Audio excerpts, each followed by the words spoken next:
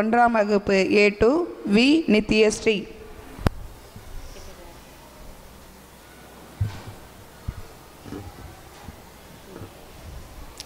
அனைவருக்கும் வணக்கம். என் பெயர் வி நித்யஸ்ரீ. நான் எடுத்துக்கொண்ட தலைப்பு முயற்சி திருவினையாக்கும். தெய்வத்தால் ஆகாதெனினும் முயற்சி தன் மெய்வருத்த கூலி தரும் என்கின்றார் வள்ளுவர். அதாவது இறைவனால் சாத்தியம் இல்லாத விடயமும் விடாமுயற்சி உடையவராக இருப்பேன் சாத்தியம் என குறிப்பிடுகிறார். கடின முயற்சியால் சாதித்தவர்கள் மக்கள் மனதில் என்றும் நீங்கா இடம் பிடிப்பார்கள்.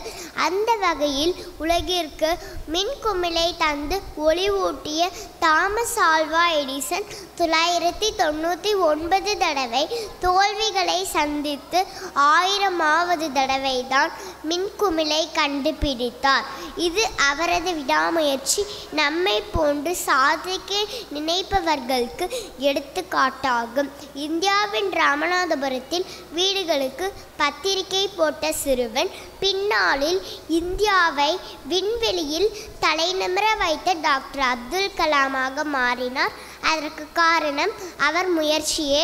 போர்த்துக்கல்லில் ஒருவேளை உணவுக்கே போராடும் குடும்பத்தில் பிறந்து இன்றைய கால்பந்து உலகில் சிறந்த வீரரான கிறிஸ்டியானோ ரொனால்டோ நமக்கு முன் உதாரணமாக உள்ளார். ஜமைக்கா எனும் நாட்டில் வறிய குடும்பத்தில் பிறந்து 3 தடவை தொடர்ச்சியாக ஒலிம்பிக்கில் தங்க பதக்கங்களை வென்ற உசேன் போல்ட் கடின முயற்சிக்கு சிறந்த உதாரணமாவார். அவ்வாறே செருப்பு தைப்பவரின் மகன் அமெரிக்கா ஜனாதிபதி ஆனார். அவர் பல பேருக்கு சொன்ன பாடம் முயற்சி செய்தால் முடியாதது எதுவுமில்லை என்பதுதான். இவ்வாறு முயற்சியினால் வென்றவர்களை கூறிக்கொண்டே செல்லலாம். முயற்சிகள் தவறலாம், நாம் முயற்சி செய்ய தவறக்கூடாது.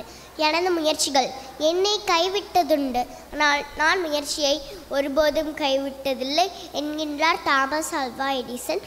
எவ்வளவு திறமை இருந்தாலும் சரியான முயற்சி இல்லாவிடின் வாழ்வு வீணாகிவிடும். நம் வாழ்வில் எப்போதும் நமக்கு ஒரு லட்சியம் இருக்க வேண்டும். அதனை நனவாக்க நாம் எப்போதும் முயற்சி செய்ய வேண்டும். அப்போதுதான் சாதனைகள் படைக்க முடியும்.